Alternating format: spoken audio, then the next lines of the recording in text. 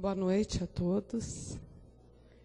É com muita alegria que recebemos vocês, que estão aqui hoje e que certamente receberão os conhecimentos, muito acréscimo de luzes e conhecimento que a nossa querida irmã Valdete trará para nós. Acho dispensável, né, fazer a apresentação da Valdete, porque é uma companheira nossa, né, Valdete? Embora ela não frequente aqui habitualmente, mas tem laços muito fortes com quase todos nós que aqui frequentamos. Então, ela, vamos dizer assim, que é uma extensão, né, da nossa casa.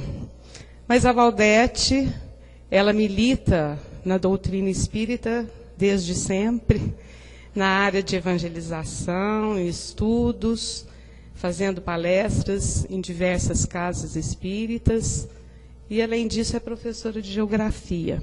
Então, hoje, ela irá trazer para nós uma síntese de todo o estudo que fizemos durante a semana. Falará sobre mundo de regeneração. Eu disse assim para a Valdete: eu gostaria de estar com o meu coração mais alegre, porque eu queria ver essa casa cheia para que todos pudessem ouvi-la. Mas é assim mesmo, né? A Julinha estava me dizendo assim, que ela mora em São Carlos, e que lá eles falam que os espíritas de lá não tiram pijama. Eu falei assim, eu acho que aqui sábado também não. Então nós vamos fazer da próxima vez a festa do pijama, que aí todo mundo já vem, né? Mas é isso aí, não tem importância, né, Valdete? O importante é que todos nós que estamos aqui estamos ligados a você com muito carinho, com muito afeto, e todos nós estamos sedentos dos seus conhecimentos. E ainda, nessas vibrações de amor, queremos render graças ao Pai, a Jesus, nosso mestre, amigo, aos espíritos mentores desta casa, representados pelo nosso querido João Marcelino, mentor espiritual desta instituição que nos abriga. A nossa profunda gratidão pela assistência amiga que tivemos durante toda a semana. Temos certeza de que todas as criaturas que por aqui passaram receberam luzes, esclarecimento, que serão motivos de reflexões para este estar aqui na Terra, neste momento, para a nossa reforma, para a nossa transformação, para sermos espíritos regenerados. Com essa gratidão profunda é que hoje, mais uma vez, nesta sintonia com o alto, queremos fazer a síntese e a conclusão deste trabalho. Pedimos as bênçãos para a nossa companheira Valdete, para que tranquilamente ela possa expor todos os seus estudos, as suas reflexões sobre esse tema. Que estejamos todos nesta sintonia, encarnados e desencarnados. Abençoe-nos sempre, Mestre Jesus, para que possamos estar sempre com este propósito de aprender para servirmos melhor. Que assim seja.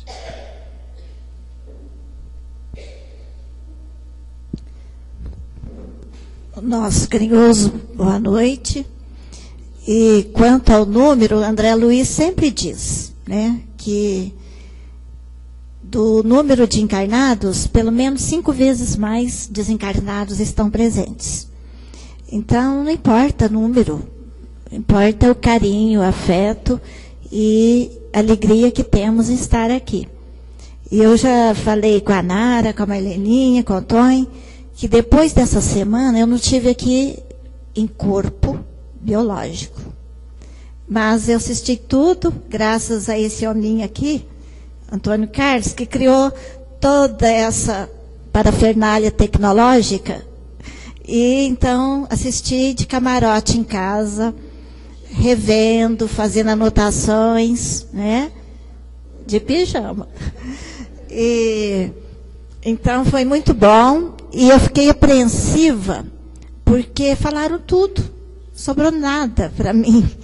Mas vamos chover no encharcado, porque já disseram aqui do livro do Manuel Filomeno de Miranda, Transição Planetária, falaram dos sentimentos, da necessidade da reforma íntima, falaram da gênese, tanto terráquea, origem da terra, quanto da vida. 2 vezes até em 2 dias.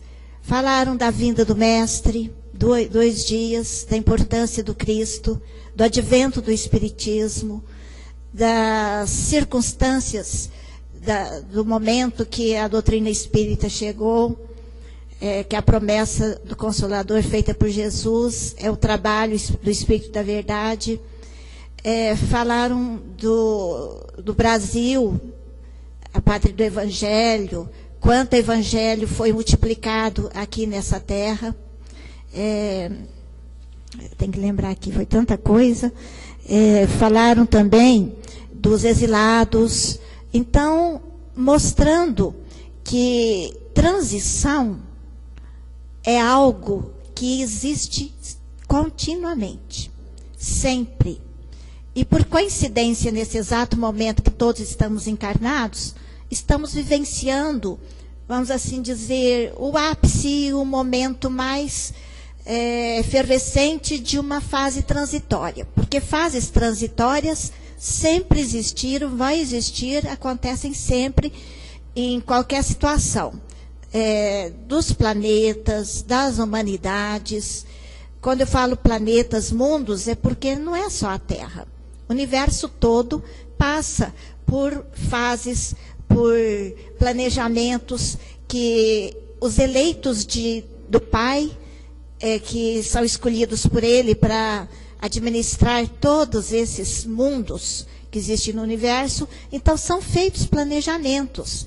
E se há um planejamento, fatalmente se segue a esses planejamentos. Queiramos ou não, colaboremos ou não, atrapalhemos ou não.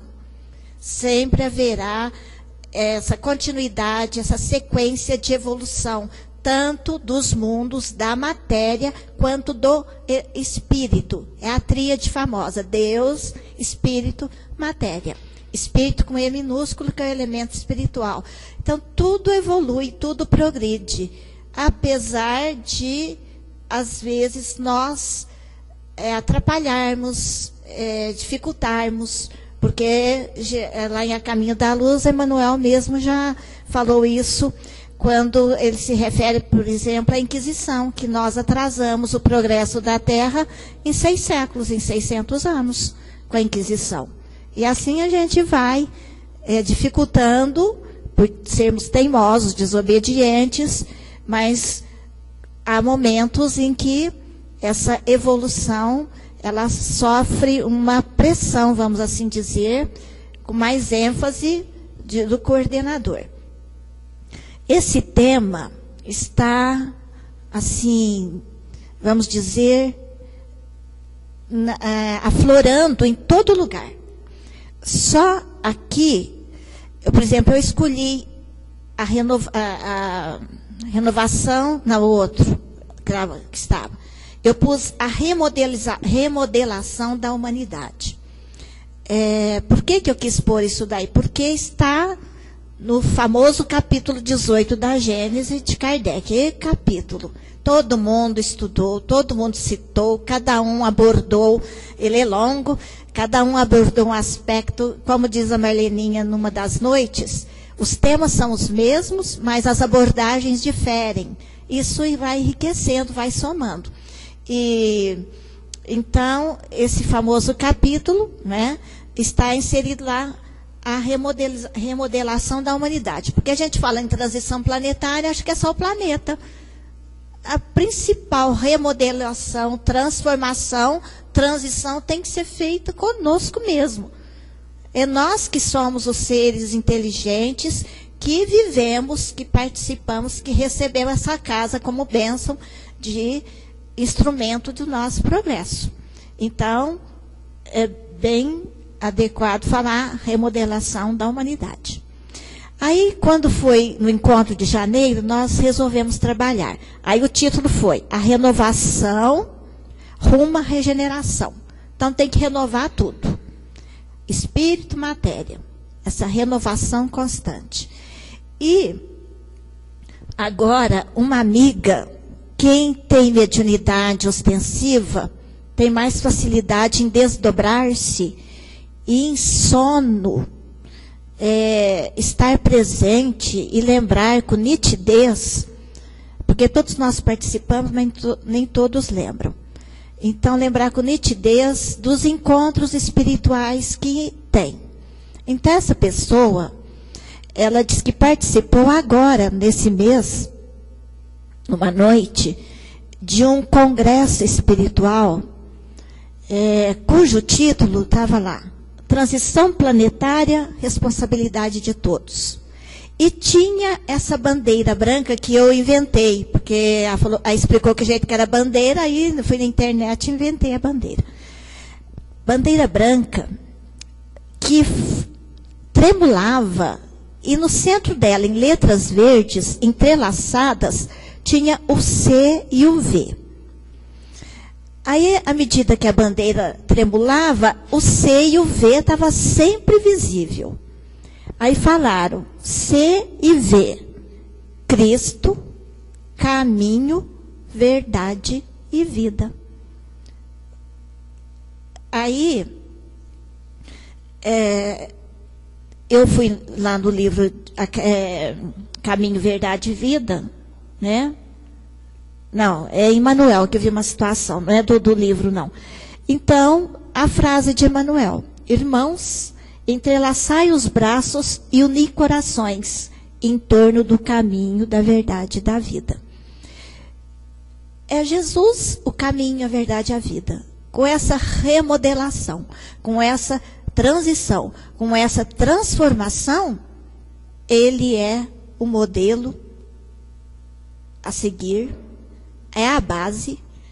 Nós temos que inseri-lo em nossos sentimentos, nosso coração e nas nossas atitudes, que isso aqui foi falado.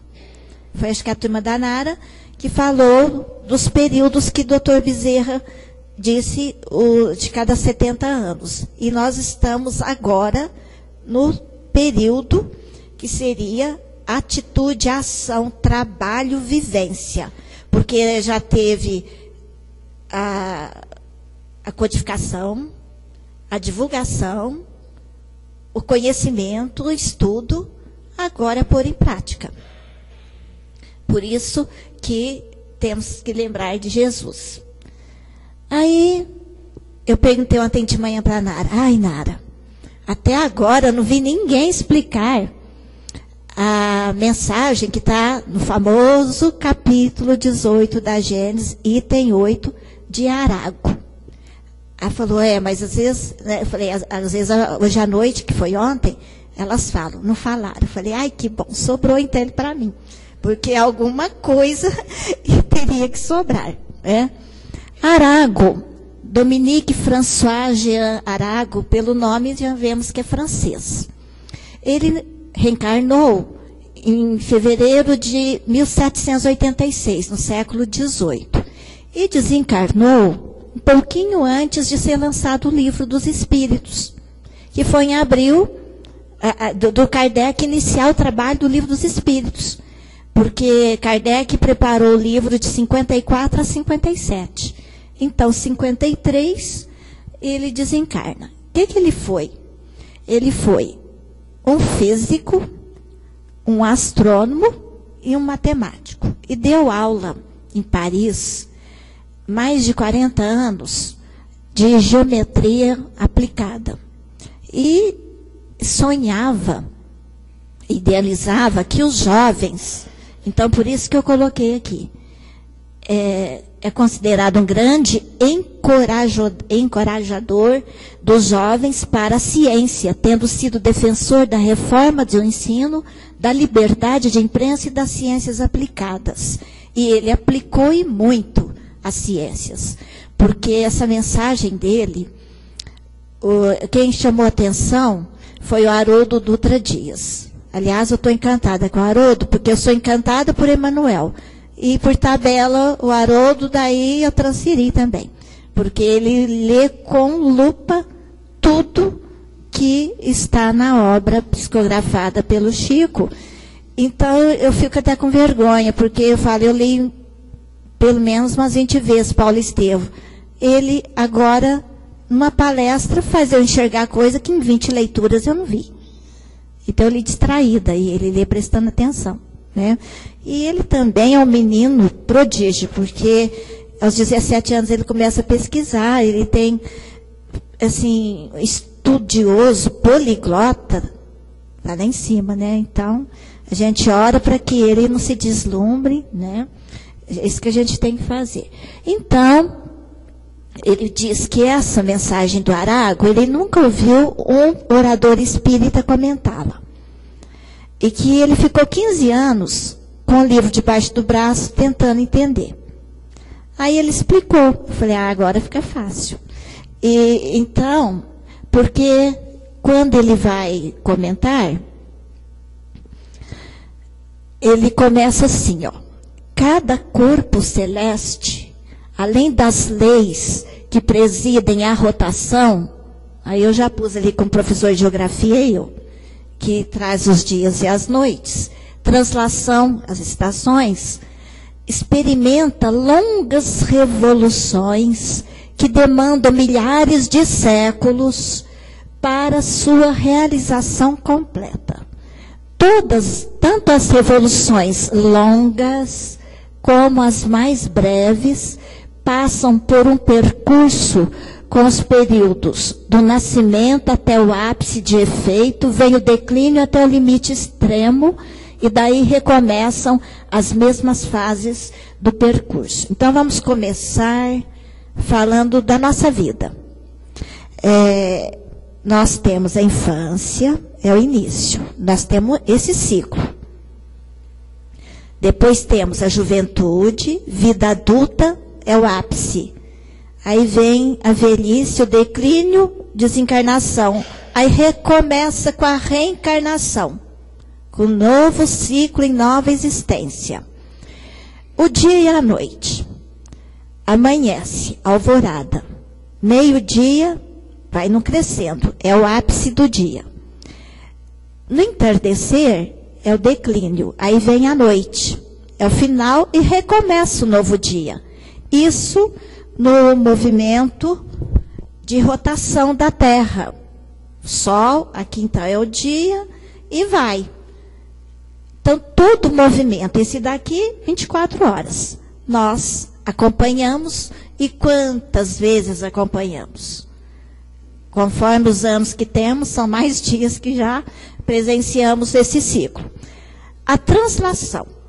A Terra, ela, em torno do Sol, 365 dias, 6 horas e alguns minutos, e ela com o eixo inclinado. Então, a gente vai falar assim, primavera, verão, outono, inverno. Até a gente compara a velhice com o inverno. Aí recomeça o novo ano, primavera, verão, outono, inverno, e daí vai. Esses ciclos nós acompanhamos várias vezes. Mas agora a Terra tem um movimento que ela gira igual um peão, precessão dos equinócios. Gasta mais de 20 mil anos. Quem de nós dura isso daí para acompanhar o movimento completo? E todos os movimentos trazem consequências diferentes nesses diferentes momentos. Por exemplo, de manhã, está mais suave a temperatura, dá para eu fazer mais algumas coisas. No ápice, meio-dia, tem gente que tira até a siesta, vai dormir. Então, as reações físicas, até espirituais, dependem das fases desses ciclos. Então, pensa no dia, 24 horas, à noite nós estamos cansados, vai dormir. Então, em cada fase, no início, no ápice, decadência, no final, de cada um desses momentos, sendo curtos ou longos, há interferências diferenciadas.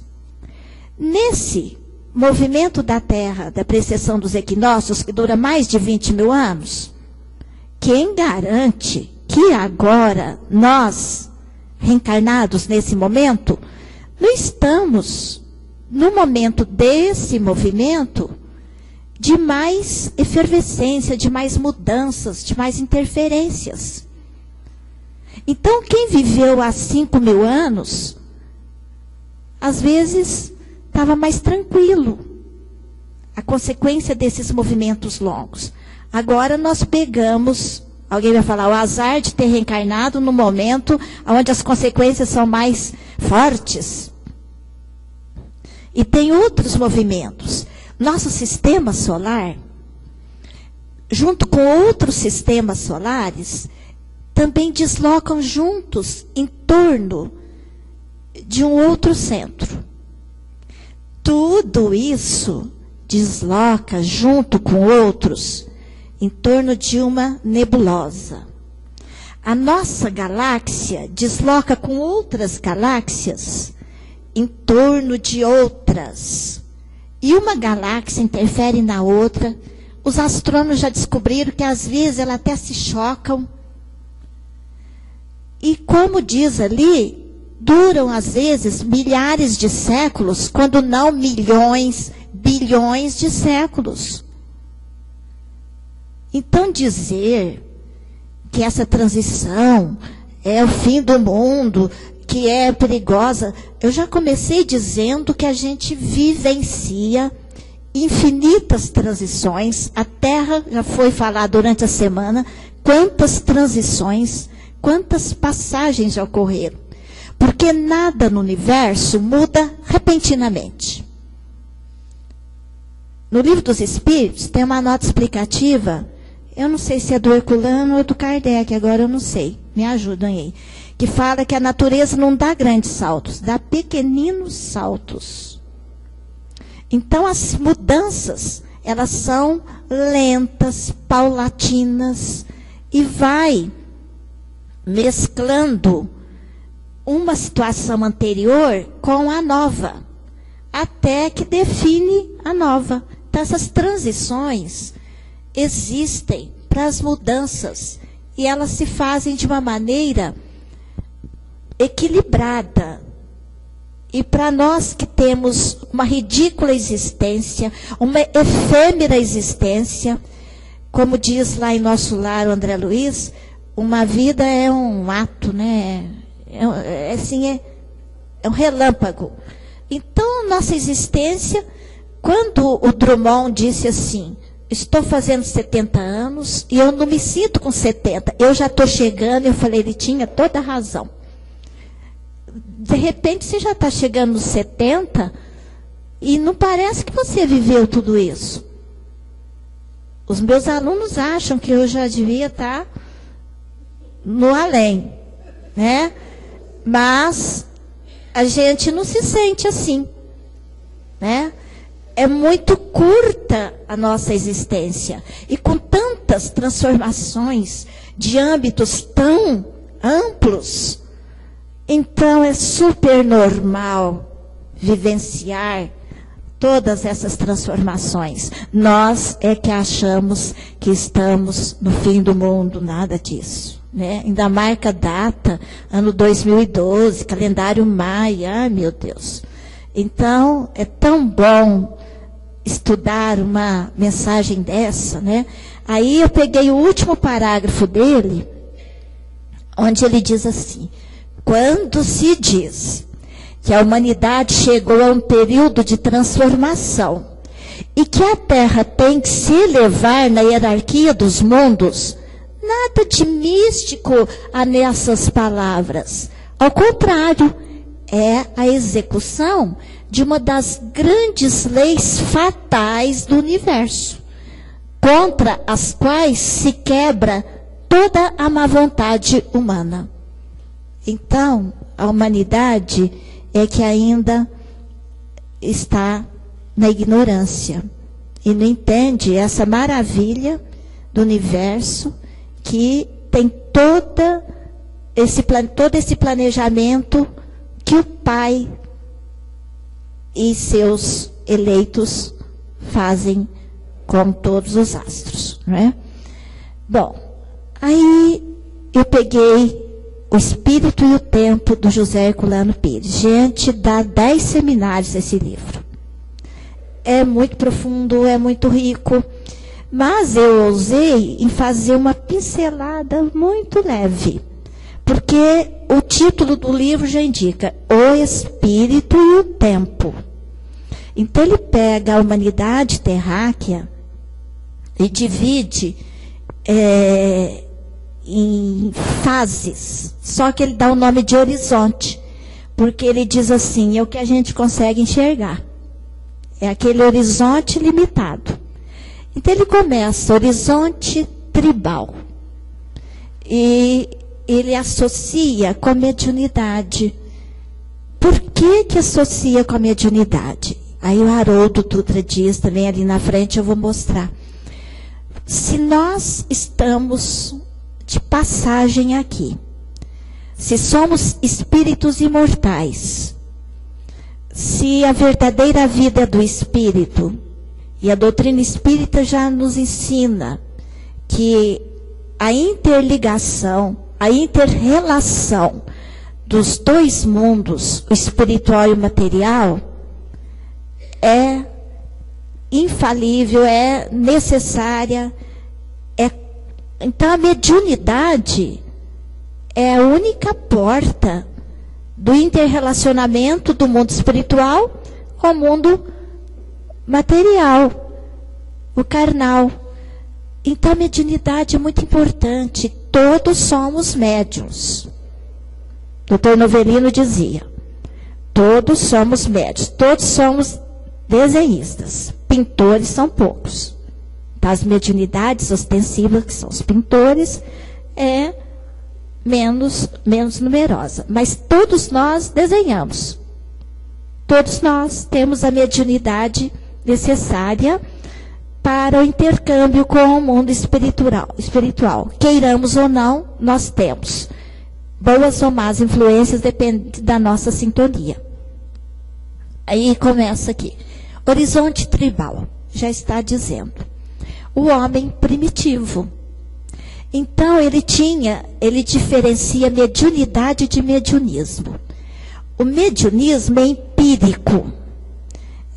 Acontece, é espontâneo, mas não tem normas, não tem disciplina, não tem pesquisas, não tem estudo. Então, mediunismo. Ele vai mostrar que a mediunidade só vai surgir com realmente a doutrina espírita e com Jesus. Então ele fala, mediunismo primitivo. Aí ele mostra a lâmina do lago, ali, quando os espíritos queriam se fazer visíveis, clarividência, eles se projetavam no lago. Se queriam que a sua voz fosse ouvida, aproveitavam o eco das grutas. A sombra das pessoas, eles aproveitavam. E o Kardec, mesmo bem depois, entre os druidas, que isso daqui a gente remonta a alguns milênios, bem atrás. E aí vocês vão falar, mas tem os índios hoje. É porque convive, sempre há diferentes níveis de evolução no mesmo planeta. Mas se a gente pegar a escala evolutiva geral, então é lá atrás que estava o homem primitivo, ou pré-histórico, do pajé. A gente lembra dos nossos índios, mas estou falando bem lá atrás. Então, o mediunismo primitivo e aí o Kardec, eu ia referindo, nos anos 60 e poucos antes de Cristo, ele era o sacerdote do carvalho. Quer dizer que os espíritos usavam a copa das árvores e balançavam os seus galhos para manifestar os seus pensamentos. Então, é uma maneira tribal ainda. E o Herculano mostra que até hoje a gente traz resquícios dessas fases em muitas atitudes nossas. E o Espiritismo veio para quebrar a persistência dessas influências, desses horizontes anteriores, que a gente ainda traz conosco. Aí ele vai falar no outro, horizonte agrícola. Já vai entrar no homem, quando foi falado aqui na evolução, domestica plantas e animais. Já é o homem mais sedentário, não nômade. E ele, então, estabelece o céu como o pai, a terra mãe, a terra que fecunda, que fertiliza. E lá no Egito estava bem presente isso daí. Então, os exilados, no Egito, Mesopotâmia, na Índia, China, eles no início, então, começaram ainda com esse horizonte agrícola. Depois eles crescem e vão até o civilizado. Então, quando fala no Osíris, Deus Osíris dos egípcios, é bem um Deus agrário, desse horizonte agrícola, então. E eles cultuavam os ancestrais. Aí ele diz assim, o Deus Jeová dos hebreus, ele era tribal, agrícola, civilizado, porque ele era o Deus de Abraão, é familiar. Então Abraão via, conversava com aquele espírito, que eles consideravam Deus, da origem daquele povo que era então familiar. Então era um Deus muito, Yahvé, ainda preso a esses horizontes anteriores.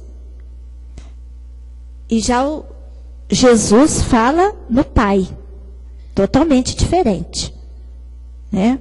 Aí ele vai falar no horizonte civilizado. Vem o oráculo, a pitonisa. Aí ele fala, qual é a diferença do seguinte, que é o profético? Os profetas, Isaías, Elias, Malaquias, depois o último, João Batista, qual a diferença deles com as pitonisas, os piton lá do oráculo?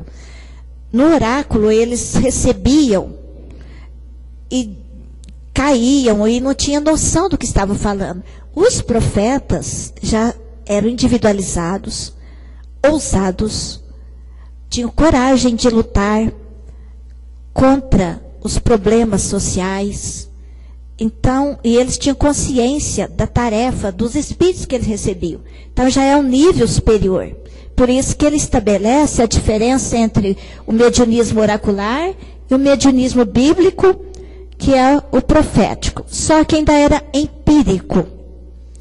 Aí vem o horizonte espiritual que eu disse que começa com Jesus. E ele vai fazer diferença. A Bíblia hoje é a antiga escrituras sagradas. Só que as escrituras sagradas são relativas apenas ao Velho Testamento. Com a vinda de Jesus, os homens juntaram e puseram o nome Bíblia, Biblos, livro, junto com o Velho Testamento, Antigas Escrituras, o Novo Testamento, que são os Evangelhos. Aí ele diz, no Velho Testamento estão todos os princípios, os postulados, exemplos, 10 mandamentos. Só que eles são assim, infantis. Não matar, não roubar. Amar o próximo, mas mesmo você não vai matar, não vai roubar. Então Jesus sintetiza em 2 os 10. Porque em poucas palavras, inteligentemente, ele vai mostrar que é mais inteligente fazer essa síntese. Então, o Velho Testamento tem os princípios, os postulados, mas é o Novo Testamento que traz a sua verdadeira expressão. Então eles têm o Jeová, o Deus, que eu disse que tem várias visões desses horizontes anteriores. E o Pai amantíssimo que Jesus nos traz é que vai então ser o verdadeiro Deus, o verdadeiro Pai. Então a expressão. E o Espiritismo, porque Jesus, né, enviou o Consolador, espiritualizou no seu máximo nível até agora, e nós sabemos que é o nível máximo das revelações, dessas fases evolutivas do espírito, com a codificação. Aí eu coloquei aqui só para vocês verem, a Nara, por exemplo, falou anteontem, dos exilados, e a mania de mapa, não é à toa, né, que isso aqui é um defeito que eu trago, tem que pôr mapa em tudo. Então, para mostrar esses horizontes horizontes da civilização, quais eram as civilizações antigas, e que, coincidentemente, são aquelas dos exilados, principalmente de Capela, porque vieram também de outros mundos, e foram milhões. Então, os egípcios, aqui no nordeste da África, aqui no mar Mediterrâneo, pertinho da Arábia, os hebreus, os fenícios, que viajaram tanto, os gregos e os romanos aqui na Europa, a Mesopotâmia, que hoje é o Iraque, a Pérsia de Zoroastro, até ele fala bonito, Moisés herdou daqui dos egípcios o horizonte da civilização de Akenaton, aquele faraó que criou uma religião na crença no único Deus. Foi o mais evoluído dos faraós. E, enquanto isso, o Abraão, que veio da Mesopotâmia, recebeu a herança de Zoroastro, que é ali da Pérsia. Então, juntou o Abraão com Moisés, dois horizontes civilizatórios. E depois veio os cananeus, que era o agrário. Então, virou essa mescla dos hebreus. Faziam sacrifícios. Quando faz o sacrifício no templo, levando os carneiros, porque ali no templo de Jerusalém havia sacrifício, doavam vegetais, é horizonte agrário. E, ao mesmo tempo, eles tinham os profetas, a lei do decálogo, que é o horizonte já da civilização e o profético. Então, era mesclado. E Jesus aproveitou tudo isso muito bem. Por exemplo, o pão e o vinho era do horizonte agrário. Era hábito abençoar. Aí o Herculano diz assim, Jesus não fez desse símbolo uma escravidão para o homem. Mas ele usou o símbolo para ensinar o homem. Né? Então, ele não quis que o homem ficasse preso a esse símbolo. Mas ele usou o símbolo porque do pão do Espírito, o seu ensinamento, o vinho. Então, ele espiritualizou aqueles símbolos que eram do horizonte, fazia parte da crença do povo. Estou sendo claro? Está chato? Aí eu estou, acho que meio embananada. Pode passar. Uma vez a Marisa disse assim, Marisa Naline, eu não sei se é um sonho que ela teve, que a gente é igual o botão. O botão, a gente fica fechadinho.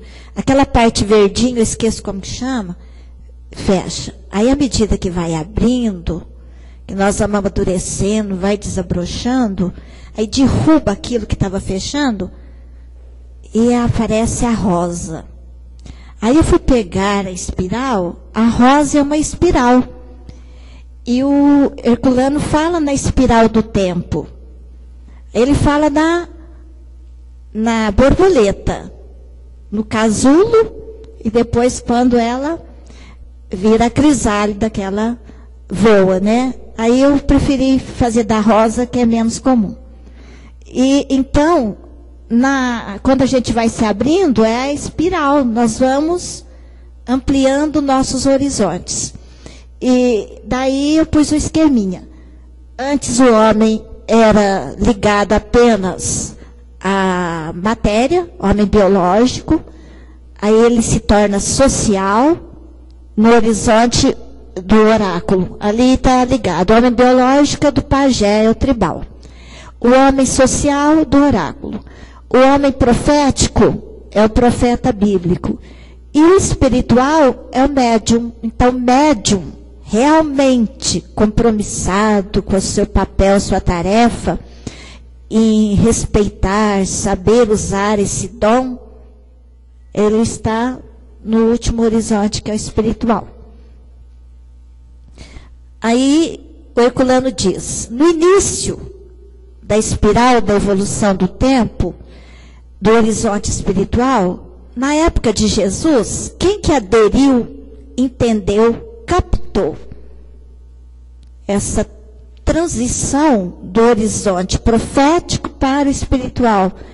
Apenas alguns adeptos, aqueles que morreram nos circos, nas perseguições, e principalmente os seus apóstolos.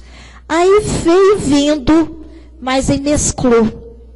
Aí vocês mostraram muito bem, Idade Média, veio a igreja, deformou os ensinamentos. Então esse horizonte espiritual veio ampliando, mas com deformações, até que chega no século XV, com a reforma.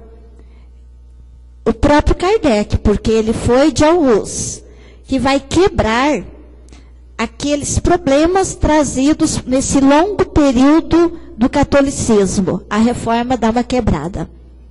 E, por último, daí 400 anos, no século XIX, a vinda do espiritismo, que realmente é o horizonte espiritual, no seu máximo. Bom, eu peguei alguma coisinha do capítulo 18, e só para reafirmar. E está lá, opera-se presentemente um desses movimentos gerais destinados a realizar uma remodelação da humanidade. Aí da onde que eu tirei o título. A multiplicidade das causas de destruição constitui sinal característico dos tempos, visto que elas apressarão a eclosão dos novos germens. Então, nós estamos, como eu disse, numa fase de eclosão, de momento que está programado. E, coincidentemente, nós estamos existindo aqui agora. E vai ainda mais tempo, e já começou faz um tempo. São as folhas que caem no outono, e as quais sucedem outras folhas cheias de vida. É a reciclagem da vida. Transformações agora, para depois haver a renovação. Isso daqui, eu até esqueço. Então, nesse momento, o título, Renovação da Humanidade. Remodelação da humanidade. Então, pus até em vermelho, aqui foi eu que pus. Já não é somente de desenvolver a inteligência, o de que os homens necessitam, mas de elevar o sentimento, destruindo tudo que superexiste neles o egoísmo e o orgulho, que está no livro dos Espíritos, as chagas da humanidade, egoísmo e orgulho, são os entraves do nosso desenvolvimento moral. Tal o período em que doravante vão entrar e que marcará uma das fases principais da vida da humanidade. Então, não tem mais volta. E já estamos entrando nesse período. Quem não se adaptar, não vai ficar. Mas naquele congresso espiritual, a minha amiga disse que eles estavam lá dizendo, o que mais eles estão fazendo é evitar essa transmigração de almas para planetas inferiores, para mundos inferiores. O Pai quer que nenhuma ovelha se perca. Jesus quer que o seu rebanho todo permaneça aqui. Então os espíritos estão fazendo de tudo para que isso não aconteça. Essa fase que neste momento se elabora é o complemento indispensável do estado precedente, como a idade viril é da juventude. Quer dizer, essa fase completa a anterior. Ela é necessária, ela é fatal, ela está programada.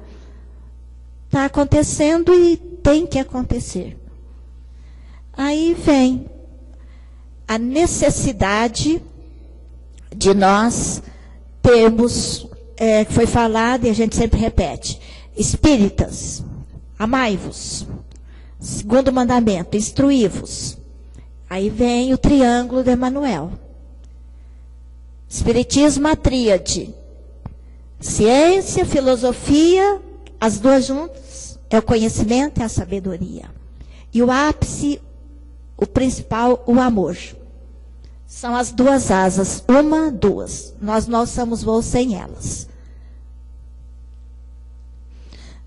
Aí eu copiei isso daqui do César Perry, né?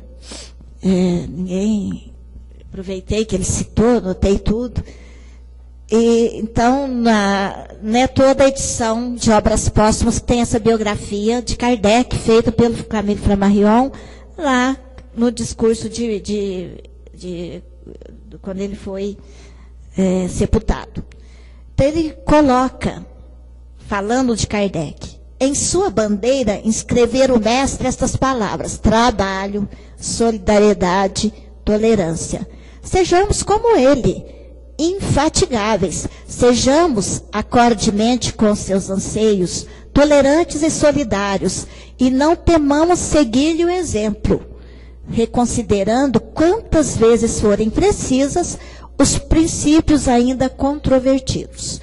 Tentemos avançar com segurança e certeza, e seremos os primeiros a dar disso exemplo, cada um cuidar de cumprir o seu dever, pondo de lado todas as questões pessoais, a fim de contribuir para o bem geral. Espírito é um tal de ter milindres, não querer colaborar por isso, com aquilo, mas olha a solicitação aí. Tenhamos o mestre Kardec como exemplo. Façamos aquilo que ele fez, tentamos fazer pelo menos, e dar o exemplo. Esse é o papel do espírita. Aí eu pus trabalho, tolerância, solidariedade. Ela se baseia nesses dois. Eu trabalhando e sendo tolerante, eu já estou sendo o quê? Solidário, né? É uma tríade. Aí lá vem a outra tríade. Liberdade, igualdade, fraternidade. Está em Obras Póstumas, o Kardec fez um estudo disso daí. Essas três palavras constituem o programa de toda uma ordem social que realizaria o mais absoluto progresso da humanidade se os seus princípios pudessem receber integral aplicação. Quer dizer, nós não estamos aplicando. Se aplicássemos, a gente já estava no mundo de regeneração prontinho, bem, sem mais problema. Mas não estamos fazendo isso. Então, nós não estamos aplicando. Aí ele vai falar por que a gente não aplica. Nós não somos fraternos, porque onde a fraternidade fala um por todos e todos por um. Aí nós somos egoístas e é cada um por si. Certo? É o egoísmo que atrapalha não sermos fraternos. A igualdade é o orgulho que atrapalha, que faz que a gente queira ser sempre o primeiro, o melhor, estarmos privilegiados, dominar situações, aparecer, né? Então, nós sempre queremos para nós, para depois os outros. Isso é o orgulho. E por que a liberdade? Porque a liberdade, ela é, como eu disse, resultado dessa fraternidade da fraternidade e da igualdade. Então, somos livres se formos fraternos e tratarmos a todos com igualdade. Então, o egoísmo, que quer tudo para si, e o orgulho, que quer sempre dominar, a liberdade vem e destrói. Então, nós não somos livres porque nós não destruímos os dois. Aí, de novo. Aí você pode passar, porque agora eu fiz os 3 juntinhos. Copiei. Ficou feinho, mas deu. Então, ali, ó, no ápice, o que é? Religião, o amor. A solidariedade e a fraternidade, embasadas pelos outros. Né? As tríades. Que o Pestalozzi gostava, o Kardec gostava. Nós somos uma tríade. Corpo, perispírito e espírito. O universo é uma tríade. Deus, espírito, matéria. Né? E está cheio de tríade. Agora, lá vem o Haroldo. Então ele fez umas contas. Eu nem fui nessas profundidades aí. Lá do Isaías, quando deu mais 15 anos de vida e tal, aí ele vai simbolizando o relógio do tempo e tal. Só sei que ele faz o seguinte. Para ele, o Livro dos Espíritos nasceu a 1h e pouco do dia, da transição. Aí ele pega A Caminho da Luz, que saiu em 1938. Aí ele vai com a lupa lá e enxerga o seguinte. Primeiro título, Crepúsculo de uma Civilização. E uma nuvem de fumo vem se formando há muito tempo nos horizontes da Terra, cheia de indústrias de morte e destruição. Aí, lá mais na frente, no capítulo 25, ele fala, vive-se agora. Aí eu xeretei e pus o ano. O agora foi lá em 38. Na Terra, um crepúsculo. Aí ele começa. Se o Livro dos Espíritos, 1h e pouco, o crepúsculo foi em 38. Já estava chegando o fim do dia. E ao qual sucederá a profunda noite. E ao século XX compete a missão do desfecho desses acontecimentos espantosos. Quando esse livro saiu, daí 1 ano começou a Segunda Guerra. Não tinha computador, século XX, hein? Depois disso foi muita mudança. Aí ele cata outro livro do Emmanuel, de 73, Segue-me. Aí ele acha o que lá? Numa lição, que é o capítulo Resistência Espiritual, ele pega dos Atos dos Apóstolos, esse versículo. Era perto da meia-noite, Paulo e Silas oravam e cantavam hinos a Deus e os outros presos escutavam. É quando eles foram presos, acho que em Tessalônica, e daí o Filipe, acho que é Filipe. E daí o Paulo vai fazendo a pregação, os presos saem tudo das celas, né? O coitado do carcereiro fica desesperado. Não, pode deixar que eles vão voltar. Voltaram bonitinho. Mas ele pega e vai comentar esse perto da meia-noite. 1900. Desequilibrada. 1973. Reveste-se de profundo simbolismo aquela atitude de Paulo e Silas nas trevas da prisão. O mundo atual, olha o Emmanuel falando, na esteira de transições angustiosas e amargas, não parece mergulhado nas sombras que precedem a meia-noite? Estava no crepúsculo em 38, já está na meia-noite em 73. Aí ele cata esse outro livro aqui, Sentinelas da Luz, que é de 90. Acordando, aí então já foi, além da meia-noite, despertando. Só que a gente está despertando, ele fala, para um momento de ainda muita luta. Mas a gente já está acordando, né? Acordando, estremunhada de horrível pesadelo que perdurou por mais de 2.000 dias.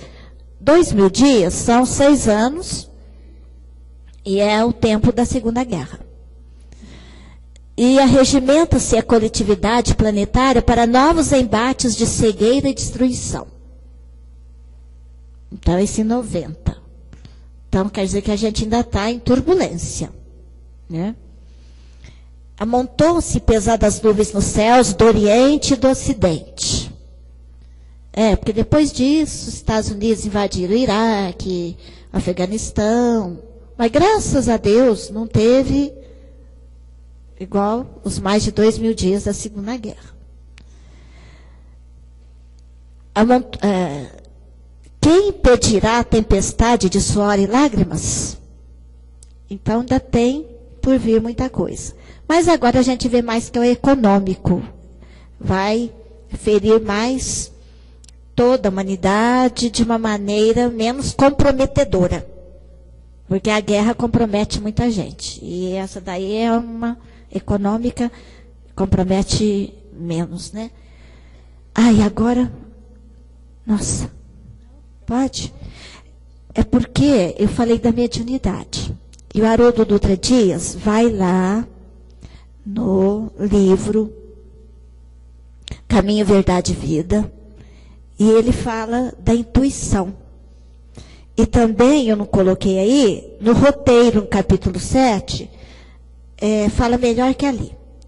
Então, a intuição é a base de todas as percepções. E a mediunidade inicia-se na intuição. Por que ele fala na intuição? Porque ele diz que Jesus, nos seus ensinos, ele sabia qual era o nível intuitivo daquele povo. Então ele ensinava, ele falava as parábolas de acordo com o nível de intuição do povo.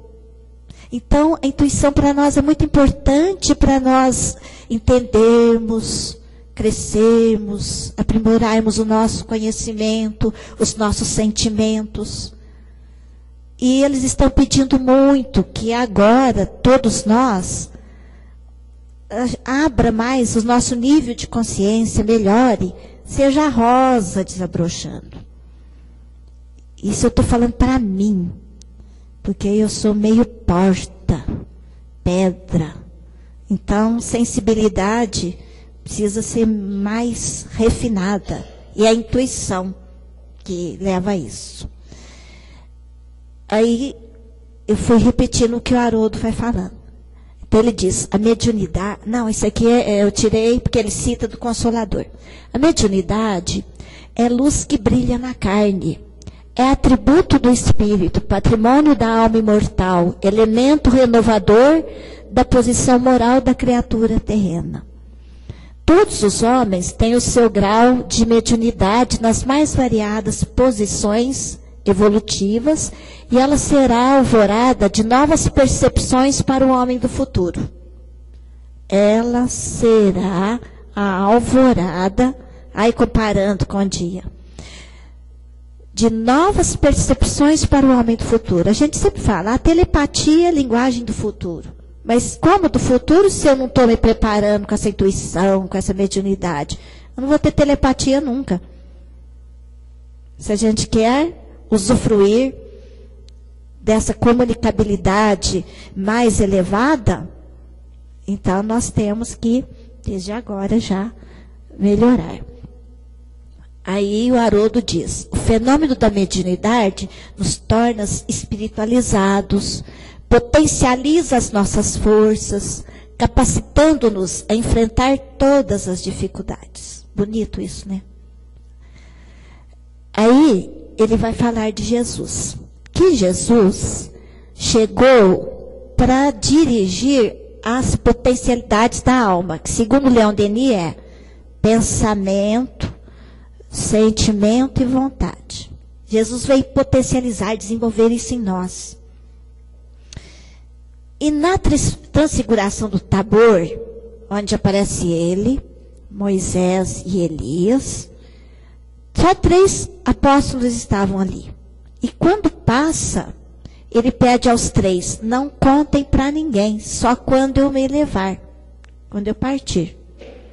Aí o Haroldo diz, por que ele levou só 3 e por que pediu o segredo? O que ele quis ensinar aí? Então ele fala que Jesus ensinou que a mediunidade exige seriedade, prudência e discrição. Às vezes eu vejo grupos fazendo apometria, voltando em vidas passadas, e fica divulgando.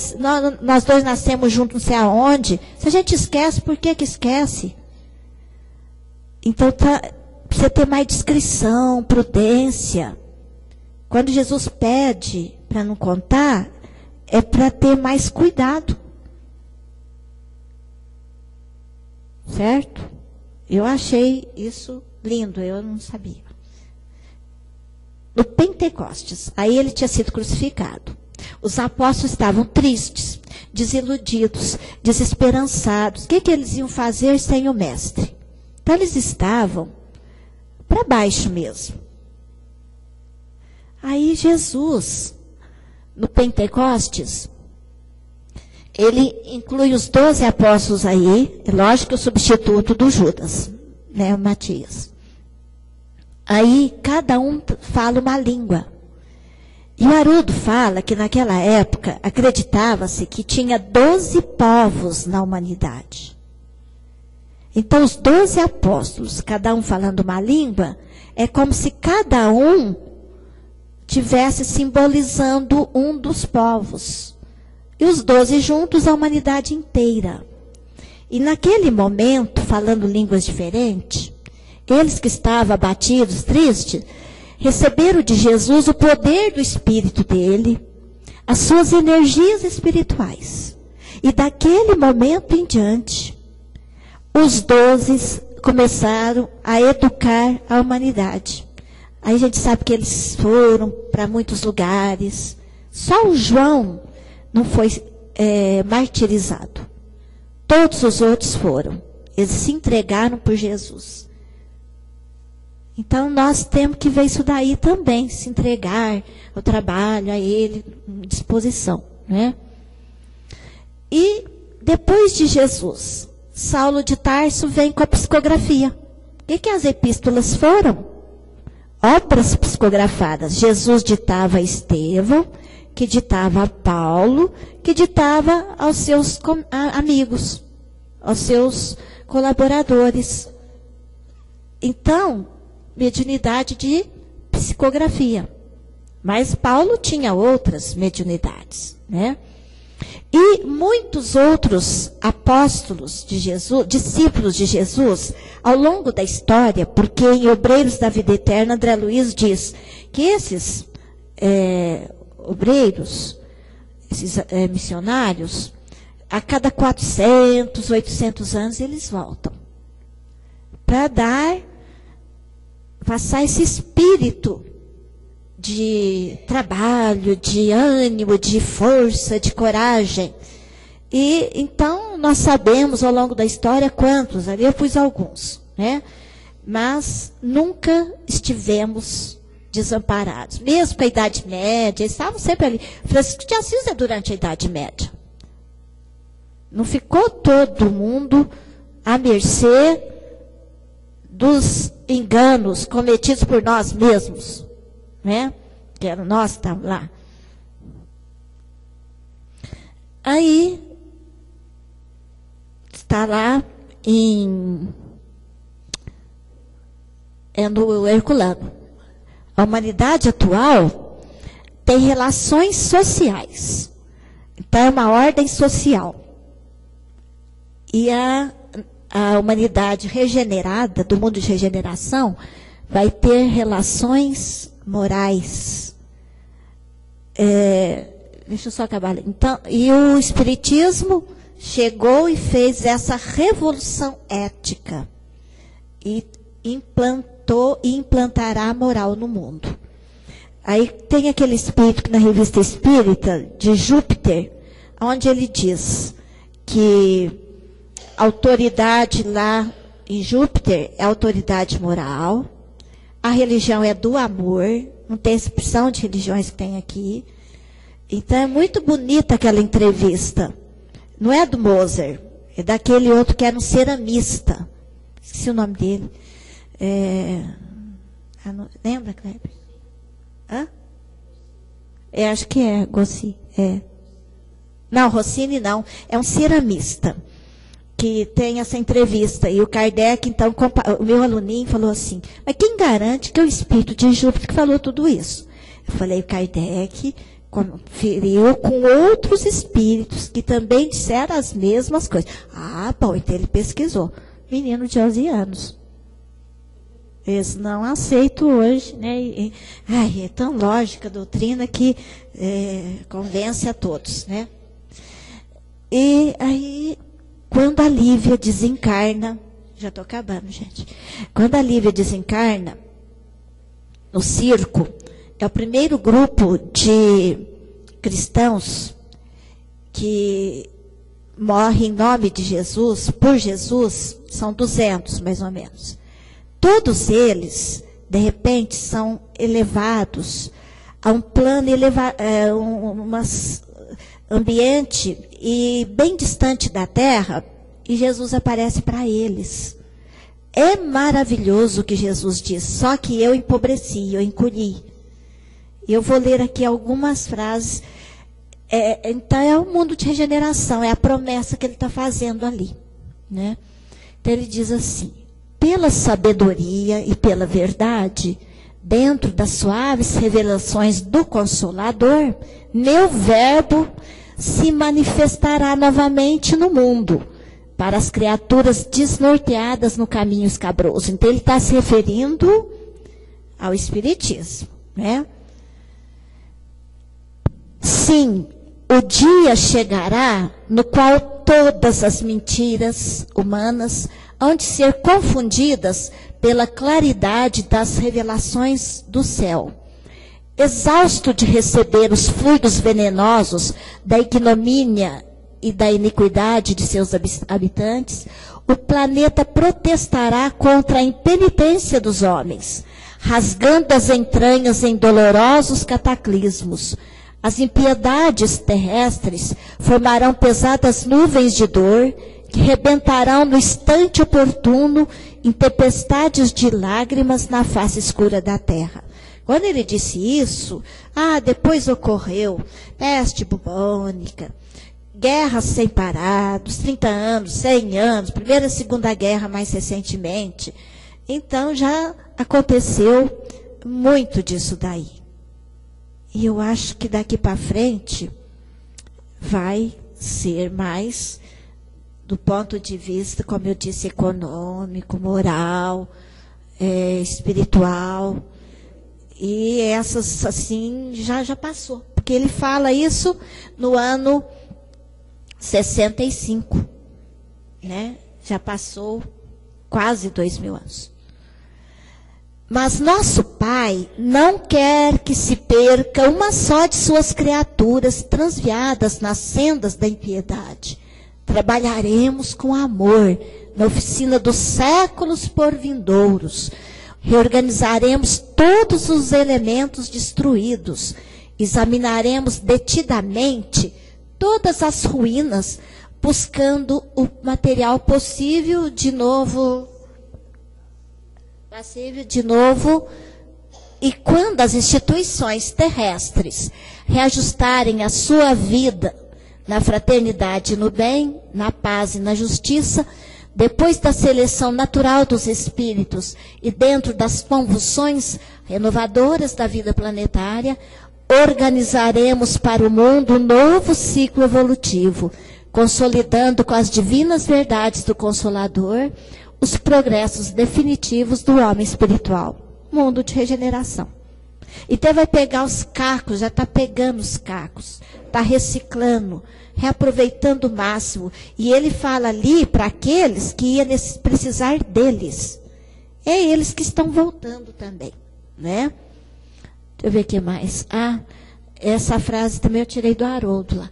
A terra é integrante da infinita comunidade dos mundos e conhecerá as alegrias perfeitas, deixando de ser a mansão das sombras e dos contrastes, resultado dos desvios e excessos dos homens. Então a gente espera que a luz da humanidade clareie naturalmente a terra. Porque a luz que a gente recebe, concretamente, é a do sol. Mas um dia, essa luz vai refletir de nós mesmos. Vai ser maravilhoso o foco, né? E são chegados os tempos, né? Aí esse daí é uma menina, prodígio, a Kiane. Dá tempo de eu passar? Deixa eu ver o que mais que eu... Ela deu o nome... Esse é um mundo espiritual que ela sonha e pinta. Então, esse cara meio curioso, então eu vou aproveitar. Fecha na... Pode fechar, é o outro. Aí, esse outro. Isso. Eu ousei fazer um PowerPoint. Não precisa passar o escrito, não. Deixa só a carinha dela. Essa menina a Kiane Kramaric. Ela descende de lituano, a mãe dela é lituana, é dos Estados Unidos. Aqui ela é novinha, mas ela está com 18 anos. Ela é de 1994. Não tem sol, não. Não, a minha coisa tudo é pobre. Elementar. Artesanal. Ainda não cheguei aí. Então, não precisa passar, não, que eu falo. Passa esses escritos. Deixa aí. Ela, então, aos 4 anos, ela sonhou falou que era um anjo da guarda. E ela desenhou, porque dos 4 aos 6 ela desenhou. Esse daí não é o anjo, isso aí é um autorretratozinho dela. 4 aninhos ela desenhou. Gente, vai olhando as expressões. Aí ela começa, dos 6 anos, a pintar. Com óleo, com tinta, com outros materiais, né? Então, aqui é a idade que ela tinha e as pinturas que ela foi fazendo, né? Aí, quando foi com 7 anos, ela sonhou com Jesus. E ela procurou um ano modelo, porque a danadinha novinha, ela já procurava modelos, fazia estudos por conta própria. Ela com toda a técnica de pintora, ela nunca aprendeu com ninguém, ela já trouxe. Com 7 anos também, ela já começou a estudar piano, já criou umas músicas e a escrever. Então, ela é completa. Então, ela sonhou com Jesus.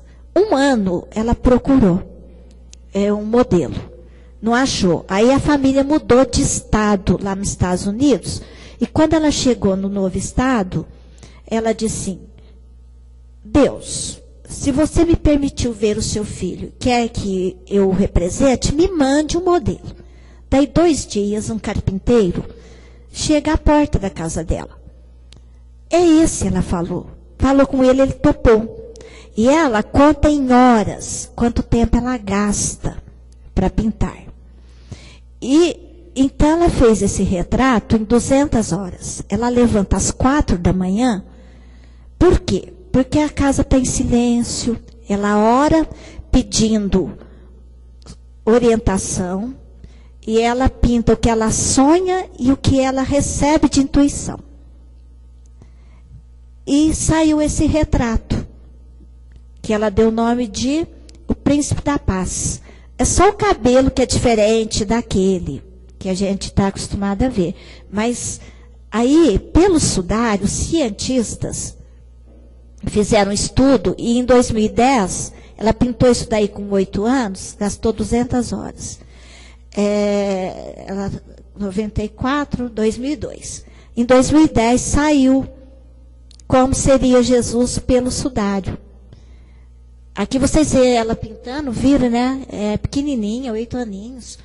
Aí é o dela e o do sudário. Então dá para ver que tem semelhança, só que o dela está com o olho aberto, né? O olho, o outro lá. E aqui é o outro lado que ela fez. Não é maravilhoso? Menina de 8 anos com essa sensibilidade. Eu fiquei apaixonada, por isso que eu estou divulgando. O que me satisfaz, eu fico passando. Às vezes nem é tão bom, mas eu me entusiasmo demais. E aqui ela fez com 100 horas e deu o nome A Jornada. Com certeza ela não explica. É a criança que ainda vai ter a jornada do existir. Né? Aqui. Hã? E aqui com 11 anos, olha a perfeição, né? Parece foto. Pode ir passando. Esse daí eu aproveitei e pus na abertura do meu PowerPoint. Mas aqui já começa ela fazer figuras do plano espiritual. Tá, que dá a impressão que é um jovem, né? Um autorretrato. Olha as paisagens, já faz paisagens assim terrestres, né? O pensador aí. Olha essa mão. Os detalhes. Impressionante, né? O tamanhozinho dela perto da mão. Aí é um olho com a imagem dentro. Aqui ela deu o nome Dança da Mente. Ali Força. E essa menininha, acho que era um espíritozinho, né? Que certo, ela pegou e viu. Aí ela trouxe inspiração. Ela gosta de cor forte. Ficou bem forte, né? Aí são outras, eu não consegui nem nome, nem que idade. Mas seres etéreos, né? Olha agora as paisagens do plano espiritual. E tem uma que vocês vão ver que parece nosso lar. É aquela ali, ó. Tem uma certa semelhança, como é descrito.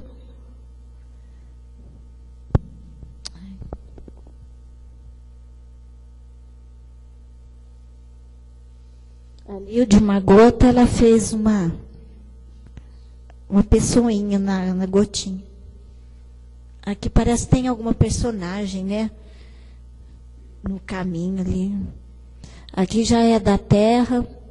Um dia do avião, ela olhou a paisagem lá embaixo e quis pintar aves sobrevoando uma ilha. Foi em biblioteca, fez estudos, viu imagens para depois fazer.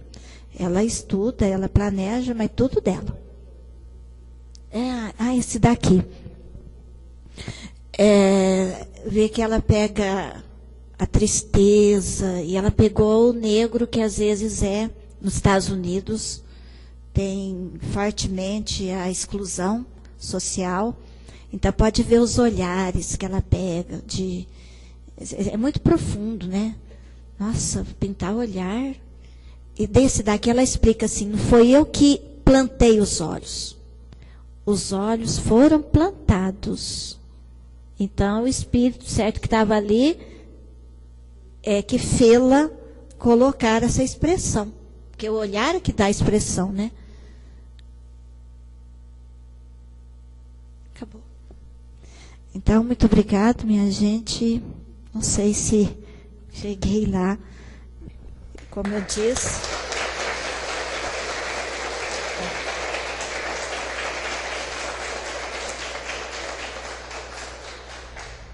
E a Nara podia cantar aquela música, né?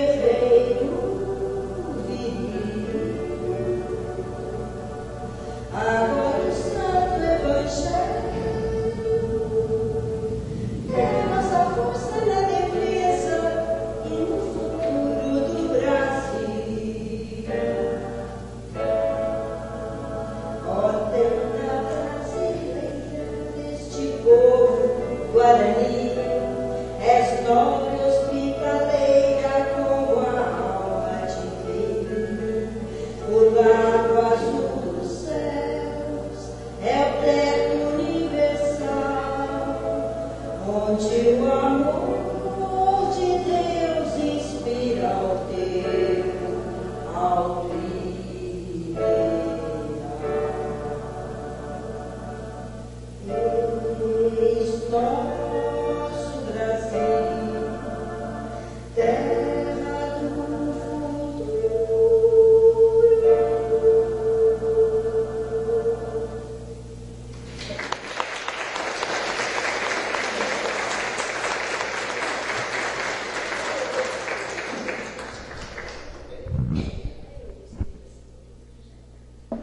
Ficou lindo, Nara. Quem veio todos os dias achou que a Valdete trouxe novidade? Claro, Valdete, muito obrigada, viu? Que Jesus abençoe sempre os seus estudos, sua pesquisa. Que a gente sempre esteja juntos. Então vamos agradecer ao nosso Pai de amor pelas benesses, pelo companheirismo que sentimos entre todos que aqui estão, encarnados, desencarnados, e até mesmo as vibrações daqueles companheiros que estão à distância, assistindo este momento pela internet. Permita, Pai, que possamos agora, através do conhecimento da doutrina dos Espíritos, entendermos verdadeiramente o Mestre Jesus, a quem pedimos perdão, porque outrora fomos aqueles que desvirtuamos a sua filosofia de amor, que vilipendiamos os seus ensinos, e que agora, Senhor, queremos trazê-los para os nossos íntimos, para os nossos corações cansados de dor. Que o Evangelho aqui ensinado sirva para nós, em primeiro lugar, para que sejamos justos, fraternos, tolerantes, solidários. Mas ao mesmo tempo, querido Mestre Jesus, que possamos com coragem e com ousadia darmos o testemunho de amor, assim como fizeram os primeiros cristãos. Ampare-nos. Não queremos mais nos desgarrar, mas queremos mais. Queremos também estender as nossas mãos àqueles outros irmãos que ainda estão no desequilíbrio, nos conflitos. A nossa eterna gratidão. Abençoe-nos sempre, Mestre Jesus. Que assim seja.